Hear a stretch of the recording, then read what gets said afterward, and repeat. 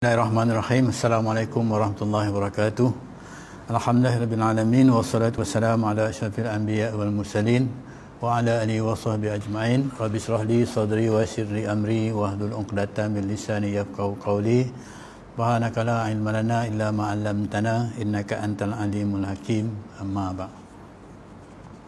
Alhamdulillah, bertemu lagi kita pada kuliah online pada malam ini untuk kita lanjutkan bacaan kitab Sirrus Salikin berkaitan dengan fadilat, kelebihan Bismillahirrahmanirrahim. Hari itu kita dah sentuh sedikit tentang fadilat-fadilatnya, seperti mana yang disebut oleh Nabi kita Muhammad sallallahu alaihi wasallam, ya. Dan sabda Nabi mengatakan bahawa kalau kita berdoa, jadi tidak ditolak doa, ya, apabila kita memulakan dengan Bismillahirrahmanirrahim, ya. Itu mulakan doa seseorang mukmin itu tidak akan ditolak kalau sekiranya menggunakan kalimah Bismillahirrahmanirrahim. Kemudian begitu juga Nabi sebut umat-umat aku, dia kata, bila datang pada hari kiamat, ya, mereka mengatakan Bismillahirrahmanirrahim, maka timbangan kebajikan mereka itu berat di mizan, di bahagian timbangan, kebajikan mereka itu berat di mizan, itu di dalam pertimbangan. Dan seterusnya kita jumpa lah hadis-hadis yang lain mengatakan bahawa kalau kita sebut sekali Bismillahirrahmanirrahim, maka dosa kecil kita diampunkan oleh Allah Subhanahu wa taala. Jadi banyaklah hadis-hadis lain yang menyebutkan begitu. Tapi walau bagaimanapun nak jelaskan kepada kita bahawa bismillah itu ialah atas nama Allah Subhanahu wa taala, ya. Jadi nama Allah. Allah itu nama Allah, ya. Bismillah. Kemudian Ar-Rahman, Ar-Rahim itu nama Allah. Dan kita mungkin ada 99 nama, ya, Asmaul Husna itu nama-nama Allah. Dan nama-nama Allah ni sangat mulia, ya, sangat mulia, ya, dan ianya mempunyai banyak keberkatan. Dalam kitab Sirrus Salikin ini dia menerangkan bahawa nama Allah itu bukan hanya 99 saja, ya. Ya, disebutkan mengatakan bahawa ada 3000 nama Allah, ya, 3000 nama Allah, ya. Dan dijelaskan oleh ulama mengatakan 1000 nama itu dikenali oleh para malaikat. Jadi dalam kalangan malaikat tu mengenali 1000 nama Allah itu, ya. Kemudian daripada kalangan para anbiya, ya, 1000, ya, nama Allah yang dikenali, ya. Kemudian daripada kitab Zabur, ya, ada 300 nama Allah disebutkan, ya.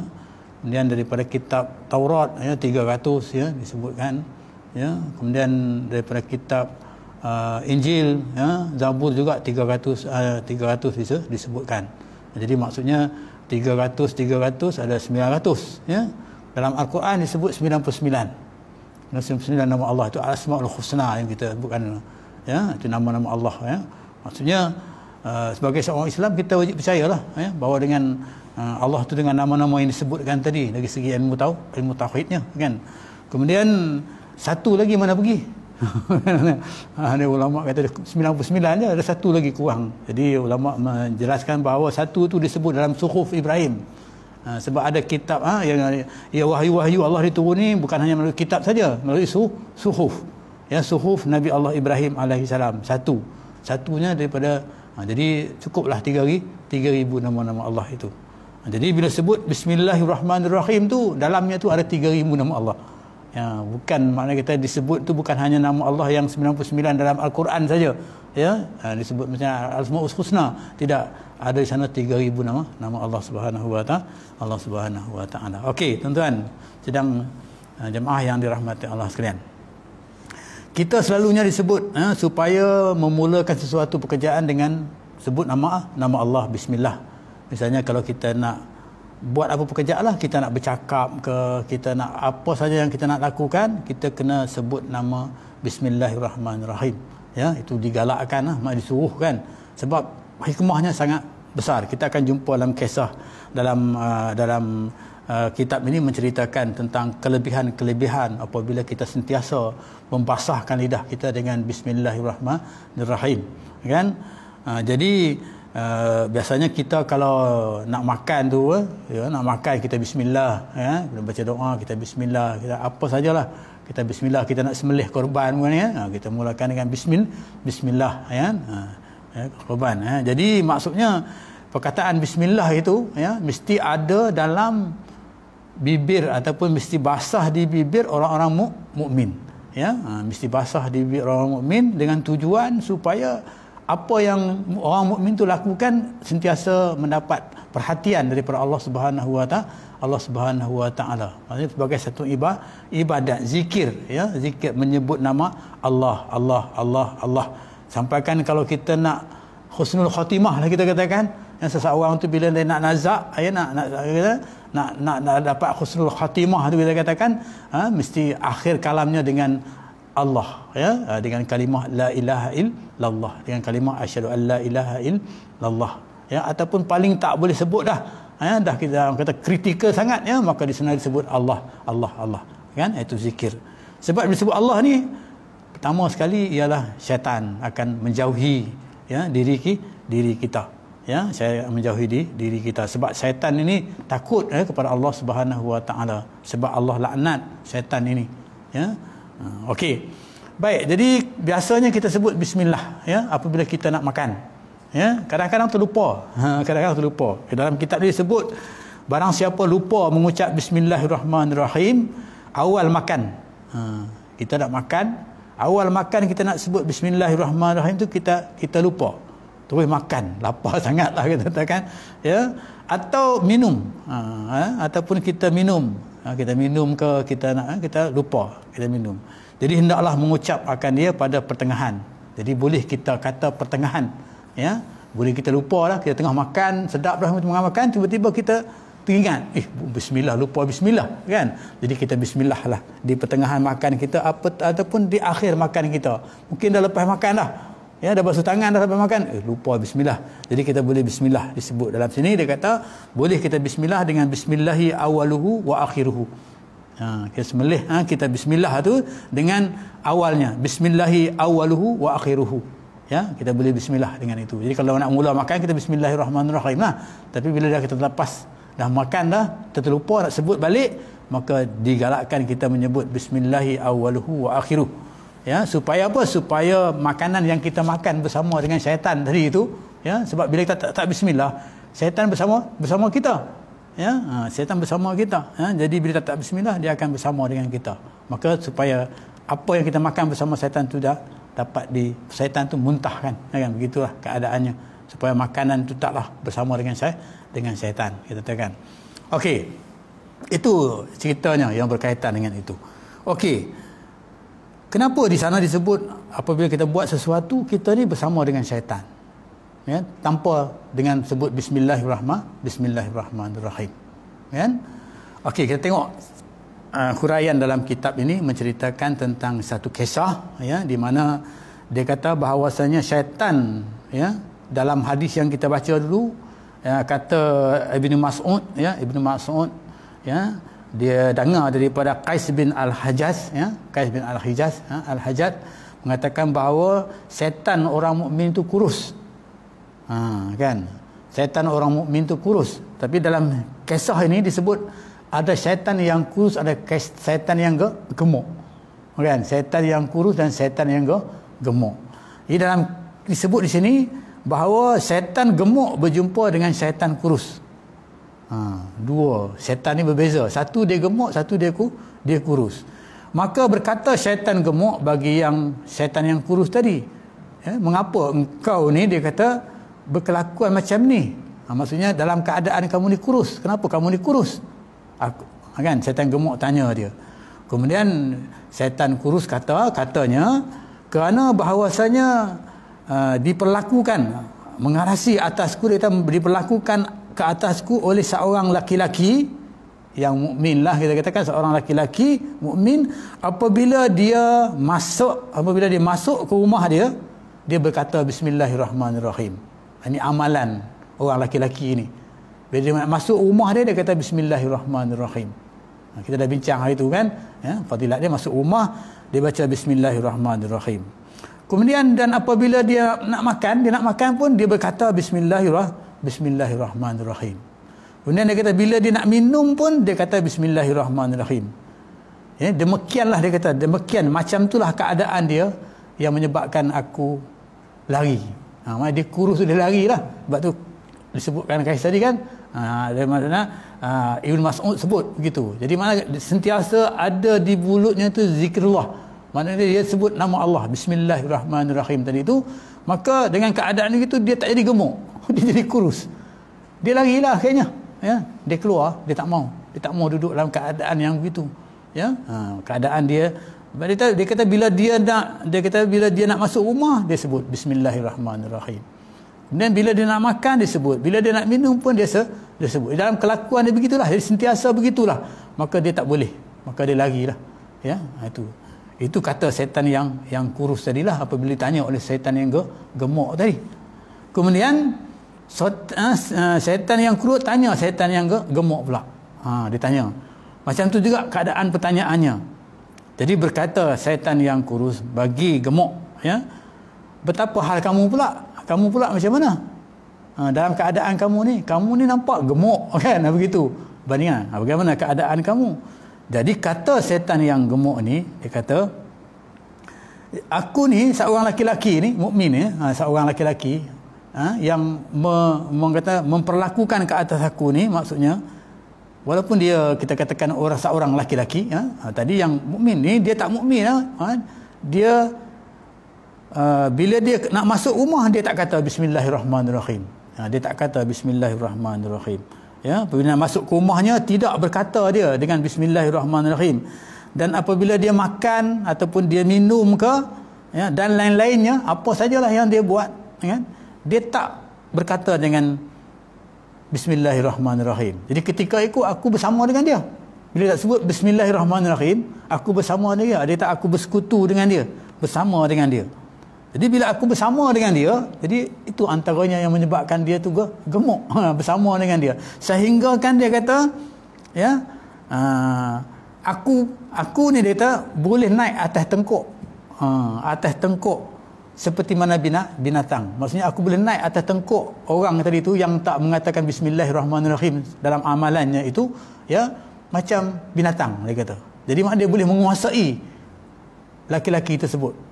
Kerana apa? Kerana laki-laki tersebut tidak mengatakan, tidak memulakan pekerjaannya dengan kalimah Bismillahirrahmanirrahim. Keadaan sampailah kita katakan akhirnya yang tadi dia lari, kan? Yang ini dia boleh duduk atas belakang, atas tengkuk, kan, dan boleh menguasai laki-laki tersebut. Jadi pengajaran yang kita dapat daripada sini, daripada hikayat ini, daripada kisah ini, menunjukkan kepada kita bahawa, ya, begitulah tingginya fadilat kalimah la ilaha kalimah Bismillahirrahmanirrahim ini, kan? Maksudnya kalau kita amalkan sentiasa, kan, di mana saja kita berada, kan, maksudnya kita tidak didekati oleh, ya, syaitan dan jin ini, ataupun syaitan tadi.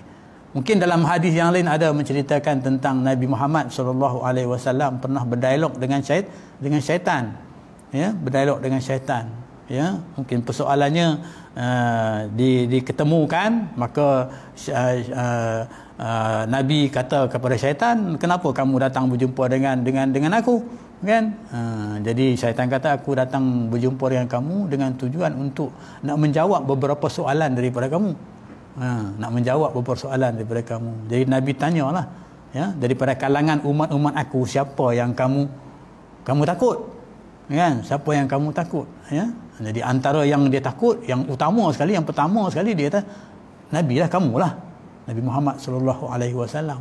Ya, sebab Nabi tu tahulah, orang kita katakan akhlak Nabi, ya, bersama dengan Allah Subhanahu Wa Taala sentiasa, dan dia sentiasa dibimbing oleh Allah Subhanahu Wa Taala. Dan siapa lagi disebut sana, disenaraikan 15 umat Nabi Muhammad yang ditakuti, yang tak disukai oleh iblis ini. Antaranya termasuklah disebut mereka yang antara mereka ni yang sentiasa berzikir kepada Allah Subhanahu Wa Taala.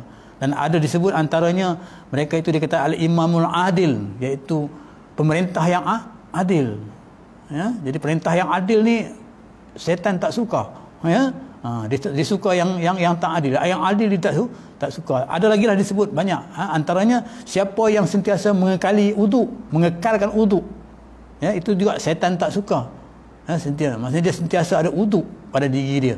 Ya, bukan ketika dia nak solat saja, bahkan dalam dirinya itu boleh katakan banyak masanya itu sentiasa beruduk. Itu juga antara. Jadi daripada sini kita dapat ambil pengajaran mengatakan bahawa ya, kalimah bismillahirrahmanirrahim itu akan menjauhkan diri kita daripada syaitan. Syaitan akan lari, ya. Dan juga kalau sekiranya kita tak terbaliknya, kalau kita tak menggunakan kalimah itu, maka syaitan akan dekat dengan kita, bahkan dia juga akan mempengaruhi kita untuk melakukan apa saja yang dikehendakinya. Ya, macam kita katakan kerbau yang dipegang hidungnya lah, kan? Jadi mudah kita nak lakukan segala pekerjaan yang bertentangan dengan kehendak Allah Subhanahu wa taala. Okey, itu kisahnya, ya. Seterusnya kita dapat iktibar daripada situ, ya, betapa hebatnya kita katakan kelebihan kalimah bismillahirrahmanirrahim. Kemudian ada juga kisah yang menceritakan tentang keselamatan, ya. Maksudnya bismillahirrahmanirrahim juga akan menyelamatkan kita, akan menjaga diri kita, ya, melindungi diri kita. Hikayat ini disebut daripada adalah bagi Abi Muslim Al-Khawlani, ya, Khawlani, Abu Muslim Al-Khawlani disebut seorang jariah. Dia kata seorang jariah, iaitu seorang jariah ni hamba lah, dia katakan seorang hamba. Dia bekerja dengan tuan dia, dia mungkin dalam sini disebut pengulu, ya. Jadi seorang jariah ni dia beri minum racun kepada pengulunya, kepada tuan dia, ya, hamba ni kepada tuannya. Maka tak memberi kesan, tak memberi bekas racun tu, ya, kepada tuannya itu. Tak ada bekas apa-apa. Tak boleh menyebabkan dia binasa ataupun dia mati dan sebagainya. Maka tatkala panjang masanya, jadi maksudnya sentiasalah dah lama sangat, dia kata, ya, berkatalah jariah kepada pengulunya ni ataupun dia kata tuannya ini, bahawa aku ni bagi kamu minum racun, ya, tapi tidak memberi bekas kepada engkau. Racun ni tak memberi kesan kepada engkau, dia kata. Jariah ni kata kepada tuan dia tadi. Jadi maka berat, ya, berkata pengulunya, kerana apa engkau beri aku minum racun? Pengulu dia kata, ketua tanyalah ataupun tuan dia kata, kenapa kau beri minum racun? Dia kata sebab kamu dah tua. Ya, kamu dah tua. Kemudian kamu pula tak mau nak membebaskan aku. Aku ni hamba, tak mau bebaskan aku. Kamu dah tua, tapi kamu tak membebaskan aku. Jadi kata pengulunya bahawa aku berkata, ya, pengulunya kata, dia beramal lah. Aku berkata bahawa tiap-tiap kali aku minum dan makan, ya, aku minum dan aku makan bismillahirrahmanirrahim, maka tidak memberi mudarat.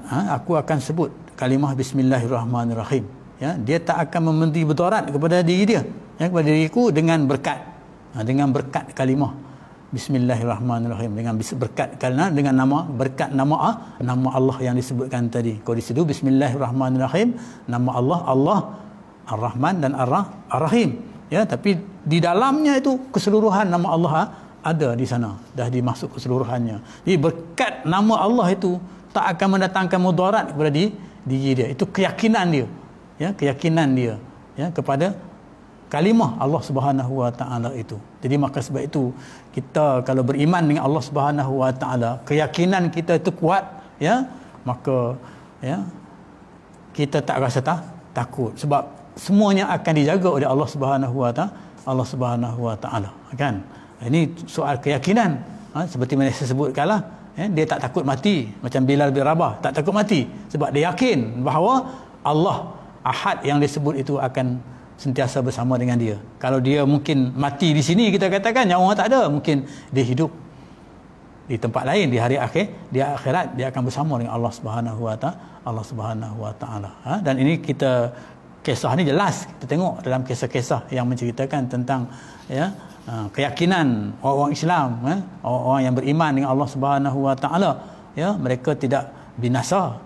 Dalam cerita Ashabul Kahf pun kita tengok, ya, mereka tak binasa walaupun mereka tidur sampai berapa puluh tahun, tapi tak reput, ya. Kenapa mereka dijaga oleh Allah Subhanahu Wa Taala? Nak jaga iman, keyakinan mereka kepada Allah Subhanahu Wa Taala. Begitu juga amalan yang disebutkan oleh tuan ini, ya, tuan kepada hamba ini, ya, walaupun diracun dia, tapi racun itu tidak memberi kesan kepada dia. Jadi pengajaran yang kita dapat di sini, bahawa keyakinan, ya, kepada Allah Subhanahu yang dapat membinasakan kita itu, ya, hanya Allah Subhanahu Wa Taala. Selain daripada Allah Subhanahu Wa Taala tak boleh membinasakan kita.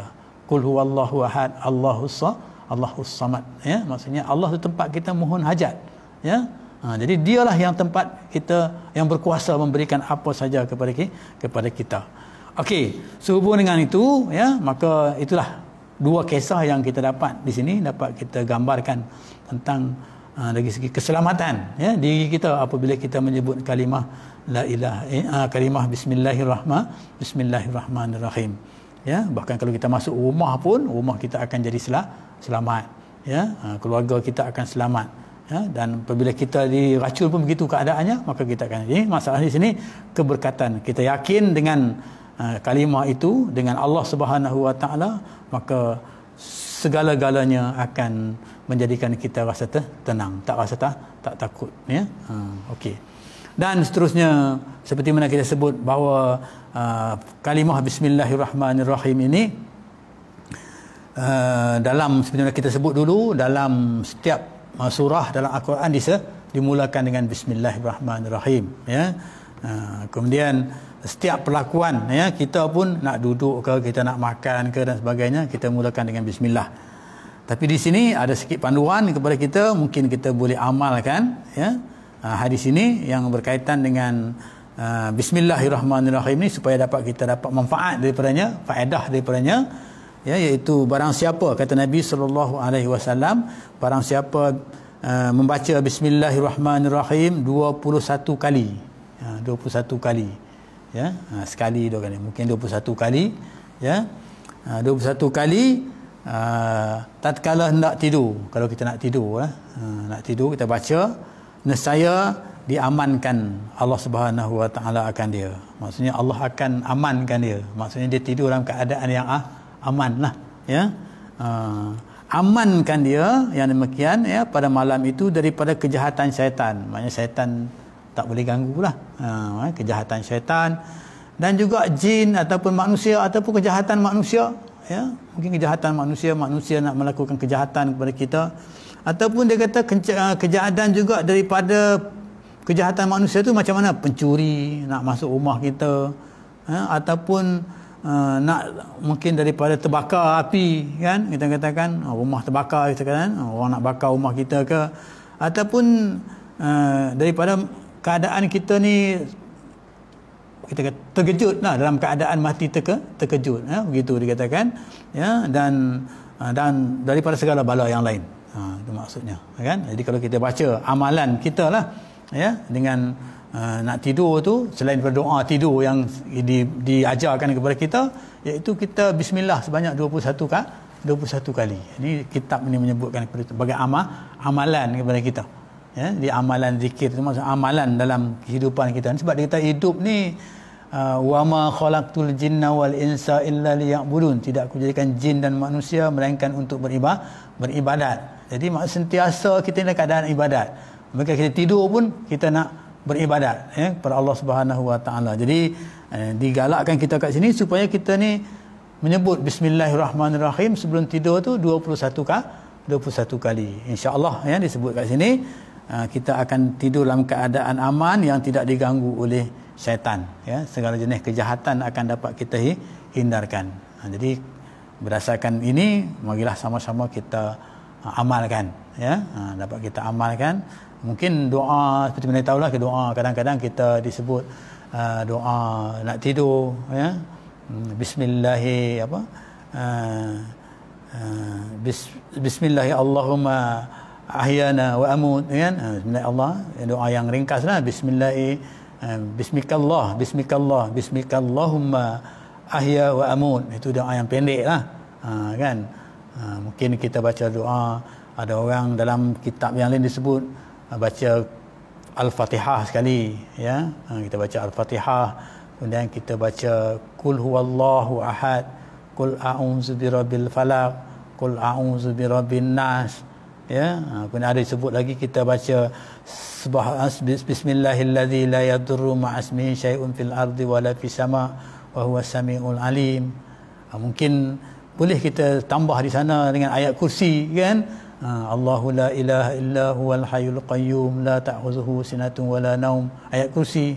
Ya, dan ada juga dalam hadis menyebutkan kalau kita baca dua ayat lagi, iaitu ayat amanar rasulu bima unzila ilaihi min rabbih wal mu'minun kullun amana billahi wa malaikatihi wa kutubihi wa rusuli, kan. Kemudian la nufarriqu baina ahadin min rusuli sampai akhir ayat itu kan. Itu ayat yang daripada surah Al-Baqarah tu yang akhir itu kan. Selalu kita tahlil, kita baca ayat itu kan. Jadi itu pun ditambahkan lagi dengan ayat itu. Maka terpulanglah kepada kita untuk kita amalkan. Ya, selain daripada bismillahirrahmanirrahim ni 21 kali. Paling tak hafal yang lain tu bismillah tu kita hafal kan. 21 kali kan. Yang lain tu pun rasanya semua kita dah hafal. Cuma kita nak letakkan bacaan kita tu dekat mana saja. Kadang-kadang kita tak tahu kan. Tapi kita bacalah kat mana-mana pun. Kalau bismillahirrahmanirrahim ni bacalah kat mana-mana pun. Kan? Maksudnya jangan dalam tandas lah. Kita nak masuk tandas baca bismillahirrahmanirrahim. Kan? Jadi bacalah kat mana-mana pun, maka mudah-mudahan insya-Allah kita akan dapat fadilat ataupun kelebihan yang kita bacakan sebelum ini, ya, akan fadilatnya kepada diri kita, akan dapat menyelamatkan diri kita, ya, di dunia inilah, daripada gangguan-gangguan kejahatan daripada syaitan ke, daripada manusia ke dan sebagainya. Inilah kalimah yang mulia ini, ya. Kalau di hari akhirat disebut kat sana, maka kita akan mendapat, ya, kita katakan kebaikanlah di hari akhirat, ya. Maksudnya yang disebutkan oleh Nabi kita Muhammad sallallahu alaihi wasallam. Jadi itulah yang dapat saya sampaikan pada malam ini sebagai lanjutan daripada kelebihan, ya, ataupun fadilat, ya, Bismillahirrahmanirrahim. Insya-Allah kita akan sambung dalam fadilat yang lain pula, mungkin fadilat selawat pula kita akan sambung dengan fadilat selawat dalam kuliah yang akan datang, ya, bagi kuliah kita lah, iaitu kuliah surah Al-Mustaqim, ya, surah Al-Mustaqim, ya. Jadi kepada ahli jamaah semua, ya, jadi itulah yang dapat saya sampaikan, ya, pada malam ini. Mudah-mudahan ianya dapat memberi keberkatan kepada kita, menambahkan ilmu kita dan dapat kita beramal, ya, kepada Allah Subhanahu wa taala. Jadi aku qouli hadza wa astaghfirullahal azim billahi taufiq wal hidayah. Assalamualaikum warahmatullahi wabarakatuh. Bismillahirrahmanirrahim. Alhamdulillahirabbil alamin wassalatu wassalamu ala asyrafil anbiya wal mursalin wa ala alihi washabbihi ajmain. Allahumma ja'alna minat tawwabin wa ja'alna minal mutatahhirin wa ja'alna min ibadikas shalihin. Allahumma rabbana hab lana min azwajina wa dhurriyyatina qurrata a'yun wa ja'alna lil muttaqina imama. Bismillahilladzi la yadurru ma'asmihi syai'un fil ardi wa la fis sama' wa huwas samiul alim. Allahumma dafa'na al-bala' wal waba' wal ghala' wal fakhsha' wal zina wal riba wal mihan wa su'il fitan ma zahara minha wa ma batan an baladina hadha khassah wa an sa'ir biladil muslimina amma ya rabbal alamin. Walhamdulillahi rabbil alamin. Taqabbalallahu minkum.